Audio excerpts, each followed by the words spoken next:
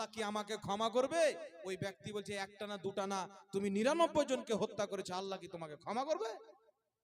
ওই ব্যক্তি রেগে গেল যে যখন আমি ক্ষমা পাবো না, জাহান্নামে যেতেই হবে, তো তোকে কেন ছাড়বো? তালোয়ার বের করলো, ওরও গর্দান মেরে দিল। 100 জন হয়ে গেল। হাদিসটি বুখারীর মধ্যে। আবার রাস্তাতে চলতে আরম্ভ করেছেন। চলতে চলতে চলতে একজন ভালো বিজ্ঞ আলিমের সঙ্গে সাক্ষাৎ। বলছেন হুজুর 100 জনকে মধ্যে একজন আপনার মতন মৌলবীও ছিল। আমাদের মতন মৌলবী থাকলে কি হতো? এ তো মৌলবী কেউ ছাড়ে না, পালা কি পালা নাকি বলেন? ওই মৌলবী বলছে বলো, বলছে 100 জনকে হত্যা করেছি, এখন আমি তওবা করতে চাই, আল্লাহ কি আমার তওবা কবুল করবে, আমাকে ক্ষমা করবে? ওই মৌলবী বলছে শুনো, তোমার হত্যা করার শেষ আছে, আল্লাহর দয়ার শেষ নাই, আল্লাহর রহমতের শেষ নাই। শুনো, অমুক গ্রামে কিছু আল্লাহর আবিদ বান্দা আছে, ওলি বান্দা আছে, তাদের কাছে হাতে হাত দিয়ে মুরিদ হয়ে যাও।